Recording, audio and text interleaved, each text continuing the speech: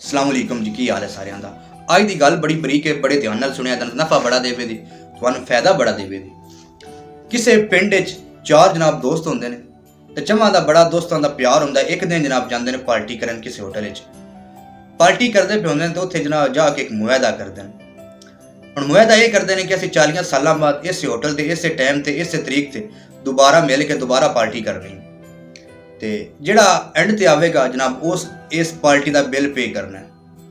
ਹੁਣ ਇੱਕ ਕੋਲ ਜਨਾਬ ਵੇਟਰ ਸੀ ਤੇ ਉਹ ਗੱਲਾਂ ਸੁਣਦਾ ਪਿਆ, ਉਹਨਾਂ ਦੀਆਂ ਗੱਲਾਂ ਸੁਣਦਾ ਪਿਆ ਤਾਂ ਆਂਦਾ ਹੈ ਕਿ ਯਾਰ ਅੱਲਾ ਖੈਰ ਕਰੇ, ਤੁਹਾਡੀ ਵੀ ਉਮਰ ਲੰਬੀ ਕਰੇ ਤੇ ਮੇਰੀ ਵੀ। ਉਹ ਤੈਨੂੰ ਮੈਂ ਹੋਵਾਂ ਇੱਥੇ ਹੀ ਤੇ ਮੈਂ ਤੁਹਾਡੀ ਪਾਰਟੀ ਦੁਬਾਰਾ ਵੇਖਾਂਗਾ। ਉਹਨੇ ਕਿਹਾ ਜੀ ਠੀਕ ਹੈ, ਮੁਆਹਦਾ ਹੋ ਗਿਆ। ਆਪੇ ਕੰਮੇ ਕਾਰੀ ਨਿਕਲ ਗਿਆ ਜਨਾਬ। ਕੋਈ ਬਾਹਰ ਟੁਰ ਗਿਆ, ਕੋਈ ਕਦਾਈ ਤੇ ਕੋਈ ਕਦਾਈ। 40 ਸਾਲ ਗੁਜ਼ਰ ਗਏ। ਉਤਨ ਨੂੰ ਜਨਾਬ ਉਹਨਾਂ ਦੀਆਂ ਔਲਾਦਾਂ ਵੀ ਵੱਡੀਆਂ ਹੋ ਗਈਆਂ। 40 ਸਾਲ ਗੁਜ਼ਰਨ ਤੋਂ ਬਾਅਦ ਜਨਾਬ ਇੱਕ ਦੋ ਦੋਸਤ ਇਕੱਠੇ ਹੋ ਕੇ ਜਾਣ ਲੱਗੇ ਨੇ ਉਸੇ ਹੋਟਲ ਵਿੱਚ ਕਿ ਦੂਜੇ ਦੋ ਵੀ ਉੱਥੇ ਆ ਜਾਣ ਦੇ ਤੇ ਪਾਰਟੀ ਕਰਾਂਗੇ। ਉਹ ਦੋ ਜਨਾਬ ਦੋਸਤ ਜਾ ਕੇ ਵਹਿੰਦੇ ਨੇ ਤੇ ਉਤਨ ਨੂੰ ਜਨਾਬ ਉਹ ਕਿਹੜਾ ਹੋਟਲ ਹੈ ਬੜਾ ਆਲੀਸ਼ਾਨ ਤੇ ਬੜਾ VIP ਬਣ ਜਾਂਦਾ ਹੈ, ਬੜਾ ਮਾਹੌਲ ਬਣ ਜਾਂਦਾ ਹੈ। ਇੰਟਰ ਹੁੰਦੇ ਨੇ ਤੇ ਬੰਦੇ ਨੇ ਜਾ ਕੇ ਸੀਟਾਂ ਤੇ। ਉਤੋਂ ਨੂੰ ਜਨਾਬ ਉਹਦੀ ਨਜ਼ਰ ਪੈ ਜਾਂਦੀ ਜਿਹੜਾ ਹੋਟਲ ਦਾ ਮਾਲਿਕ ਹੁੰਦਾ ਹੈ। ਉਹ ਆਉਂਦਾ ਉਹਨਾਂ ਦੇ ਕੋਲ ਤੇ ਉਹਨਾਂ ਨੂੰ ਮਿਲਦਾ ਤੇ ਬੜਾ ਸਲਾਮ ਦੁਆ ਲੈਂਦਾ। ਆਂਦਾ ਤੁਸੀਂ ਮੈਨੂੰ ਸਿਆਣਿਆ ਨਹੀਂ ਲੇਕਿਨ ਮੈਂ ਤੁਹਾਨੂੰ ਸਿਆਣ ਲਿਆ। ਉਹ ਆਂਦਾ ਤੂੰ ਕੌਣ ਹੈ? ਅੱਗੂ ਉਹ ਮਾਲਿਕ ਆਂਦਾ ਹੋਟਲ ਦਾ ਕਿ ਮੈਂ ਉਹ ਵੇਟਰ ਹਾਂ ਜਿਹੜਾ ਤੁਸੀਂ ਉਦੋਂ ਮੁਆਹਦਾ ਕੀਤਾ। ਤੁਹਾਨੂੰ ਮੈਂ ਆਖਿਆ ਕਿ ਮੇਰੀ ਜ਼ਿੰਦਗੀ ਕਰੇ ਅੱਲਾ ਤੇ ਮੈਂ ਤੁਹਾਡੀ ਦੁਬਾਰਾ ਪਾਰਟੀ ਵੇਖਣੀ ਹੈ ਤੇ ਮੈਨੂੰ ਸ਼ੱਕ ਹੈ ਤੁਹਾਡਾ ਵਕਤ ਆ ਗਿਆ, 40 ਸਾਲ ਗੁਜ਼ਰ ਗਏ ਨੇ, ਤੁਸੀਂ ਪਾਰਟੀ ਕਰਨ ਆਏ ਹੋ। ਉਹਨਾਂ ਆਖਿਆ ਬਿਲਕੁਲ ਤੇਰੀ ਗੱਲ ਠੀਕ ਹੈ। ਤੇ ਬਹਿ ਕੇ ਉਡੀਕਣ ਲੱਗ ਪੈਂਦੇ ਨੇ ਵੀ ਦੂਜੇ ਦੋ ਆਉਣ ਕੇ ਅਸੀਂ ਪਾਰਟੀ ਕਰੀਏ। ਉੱਤੋਂ ਇੱਕ ਤੀਜਾ ਦੋਸਤ ਫਿਰ ਆ ਜਾਂਦੇ ਨੇ ਤੇ ਬੜਾ ਖੁਸ਼ ਹੁੰਦੇ ਨੇ, ਮਿਲਦੇ ਨੇ, ਬੰਦੇ ਨੇ ਤੇ ਚੌਥੇ ਦਾ ਹੁਣ ਇੰਤਜ਼ਾਰ ਹੋਣ ਲੱਗ ਪੈਂਦਾ।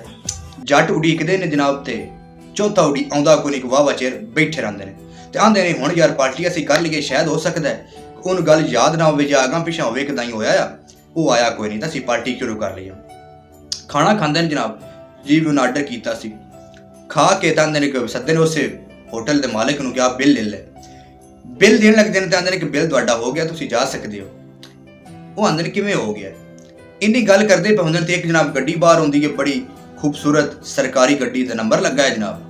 ਵਿੱਚੋਂ ਇੱਕ ਛੋਰ ਮੁੰਡਾ ਲਾਂਦਾ ਤੇ ਉਹਨਾਂ ਦੇ ਕੋਲ ਆ ਕੇ ਸਲਾਮ ਦੁਆ ਲੈਂਦਾ ਉਹਨਾਂ ਦੇ ਨਾਲ ਤੇ ਉਹਨਾਂ ਨੂੰ ਆਂਦਾ ਹੈ ਕਿ ਮੈਂ ਤੁਹਾਡੇ ਉਸੇ ਦੋਸਤ ਦਾ ਪੁੱਤਰ ਹਾਂ ਤੇ ਮੇਰੇ ਅੱਬਾ ਹੋਰੀ ਫੌਤ ਹੋ ਗਏ ਨੇ ਕੁਝ ਦਿਨ ਪਹਿਲੇ ਤੇ ਮੈਨੂੰ ਇੱਕ ਨਸੀਹਤ ਦੇ ਗਿਆ ਮਰਨ ਤੋਂ ਪਹਿਲੇ। ਉਹ ਆਂਦੇ ਕੀ ਨਸੀਹਤ ਦੇ ਗਿਆ? ਅੱਗੂ ਆਂਦਾ ਹੈ ਕਿ ਮੈਨੂੰ ਬੇਰ ਯਾਦ ਗਿਆ ਕਿ ਫਲਾਣੇ ਡੰਗ ਫਲਾਣੇ ਟਾਈਮ ਤੇ ਅਸੀਂ ਮੇਰੇ 3 ਦੋਸਤ ਫਲਾਣੇ ਹੋਟਲ ਜਾਣ ਦੇ ਤੇ ਤੂੰ ਜਾ ਕੇ ਉਹਨਾਂ ਦਾ ਬਿੱਲ ਪੇ ਕਰਨਾ, ਐਂਡ ਤੇ ਜਾਣਾ ਤੇ ਮੈਂ ਜਨਾਬ ਤੁਹਾਡਾ ਬਿੱਲ ਪੇ ਕਰ ਛੜਿਆ, ਤੁਸੀਂ ਜਾ ਸਕਦੇ ਹੋ। ਮੇਰੇ ਅੱਬੇ ਦੀ ਨਸੀਹਤ ਕੀਤੀ ਹੈ। ਉਹ ਜਨਾਬ ਬੜਾ ਖੁਸ਼ ਹੁੰਦੇ ਨੇ ਕਿ ਸਾਡੇ ਦੋਸਤ ਦਾ ਪੁੱਤਰ ਹੈ ਤੇ ਸਾਰੀ ਬਾਕੀ ਗੱਲ ਸੁਣਾਉਣ ਦਾ ਇਹ ਮਕਸਦ ਹੈ ਕਿ ਯਾਰ ਆਪਣੇ ਯਾਰਾਂ ਬੇਲੀਆਂ ਨੂੰ ਆਪਣੇ ਲੱਗਦਿਆਂ ਲੀਂਦਿਆਂ ਨੂੰ ਮਿਲਦੇ ਰਹਿਣਾ ਚਾਹੀਦਾ ਹੈ, ਕਿਉਂਕਿ ਜ਼ਿੰਦਗੀ ਇਨਸਾਨ ਦੀ ਇੱਕ ਬੁਲਬੁਲ ਹੈ ਪਾਣੀ ਦਾ, ਇਹ ਕੋਈ ਪਤਾ ਨਹੀਂ ਕਿਸ ਵਕਤ ਹੀ ਫੁੱਟ ਜਾਵੇ। ਸਮਝ ਆਈ ਗੱਲ ਦੀ? ਜ਼ਿੰਦਗੀ ਦਾ ਕੋਈ ਭਰੋਸਾ ਨਹੀਂ ਯਾਰ। ਹੋ ਸਕਦਾ ਹੈ ਕਿ ਸੌਣਾ ਹੈ ਤਾਂ ਸਵੇਰੇ ਉੱਠਣਾ ਵੀ ਹੈ ਜਾਂ ਕੋਈ ਨਾ। ਅਸੀਂ ਕਿਤੇ ਲੱਗੇ ਜਾਂਦੇ ਹਾਂ ਤੇ ਘਰ ਵਾਪਸ ਆਉਣਾ ਵੀ ਹੈ ਜਾਂ ਕੋਈ ਨਾ। ਅਸੀਂ ਮੋਟਰਸਾਈਕਲ ਤੇ ਬੈਠੇ ਹਾਂ, ਸ਼ਹਿਰ ਨੂੰ ਲੱਗੇ ਜਾਂਦੇ ਹਾਂ, ਪਤਾ ਨਹੀਂ ਅਸੀਂ ਘਰ ਵਾਪਸ ਸ਼ਹਿਰੋਂ ਆਉਣਾ ਵੀ ਹੈ ਜਾਂ ਕੋਈ ਨਾ। ਕੋਈ ਜ਼ਿੰਦਗੀ ਦਾ ਯਾਰ ਪਤਾ ਨਹੀਂ ਹੈ।